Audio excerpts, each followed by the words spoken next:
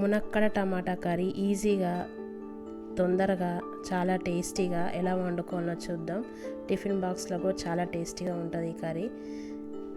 Oil heat అయ్యాక జీలకర్ర ఆవాలు వేసుకోవాలి. జీలకర్ర ఆవాలు చిటపట్లాడాలి. తర్వాత ఉల్లిపాయ ముక్కలు చిన్నగా కట్ చేసుకొని వేసుకోవాలి. నేను ఒక 4 ఉల్లిపాయలు తీసుకున్నాను, మీడియం సైజు.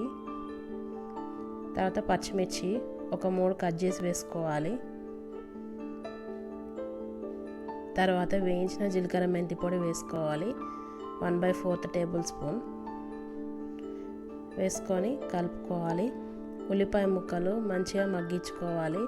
ఒక 10 మినిట్స్ మూత పెట్టుకొని ఫ్లేమ్ మీడియంగా పెట్టుకొని ఈ విధంగా ఉల్లిపాయ ముక్కలు మగ్గాక దంచిన వెల్లుల్లి పేస్ట్ వేసుకోవాలి, అల్లం వెల్లుల్లి పేస్ట్. ఈ విధంగా అల్లం వెల్లుల్లి పేస్ట్ దంచి వేసుకుంటే స్మెల్ చాలా బాగుంటుంది. తర్వాత 1/2 టేబుల్ స్పూన్ పసుపు వేసుకోవాలి, వేసుకొని కలుపుకోవాలి. తర్వాత కట్ చేసుకొని పొట్టు తీసుకున్న మునక్కాడ ముక్కల్ని వేసుకొని ఉల్లిపాయ ముక్కలతో సహా ఒక 5 మినిట్స్ వేగనివ్వాలి. ఈ విధంగా ఉల్లిపాయ ముక్కలతో వేయించుకుంటే మునక్కాడ అనేది తొందరగా ఉడుకుతుంది కర్రీలో.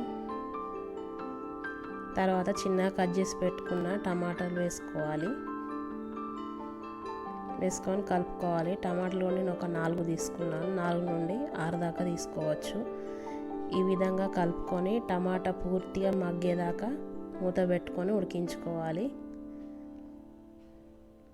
ఈ విధంగా టమాటా పూర్తిగా మగ్గిపోవాలి.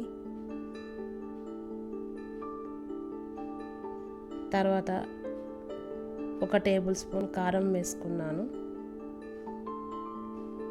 తర్వాత ఉప్పు తగినంత, కొంచెం గరం మసాలా ఫ్లేవర్ కోసం, టేస్ట్ చాలా బాగుంటుంది, స్మెల్ బాగుంటుంది వేస్తే. తర్వాత 1 టేబుల్ స్పూన్ వేయించిన ధనియాల పొడి వేసుకొని కలుపుకోవాలి. కలుపుకొని ఫ్లేమ్ మీడియంగానే ఉంచుకొని మూత పెట్టుకొని మరొక 5 to 10 మినిట్స్ కూరని ఉడికించుకోవాలి. 10 మినిట్స్ తర్వాత ఈ విధంగా కూర ఉడికిపోయింది. స్టవ్ ఆఫ్ చేసేసుకొని చపాతీలోకి రైస్లోకి తింటే చాలా టేస్టీగా ఉంటుంది. టిఫిన్ బాక్స్లోకైనా చాలా బాగుంటుంది ఈ కర్రీ.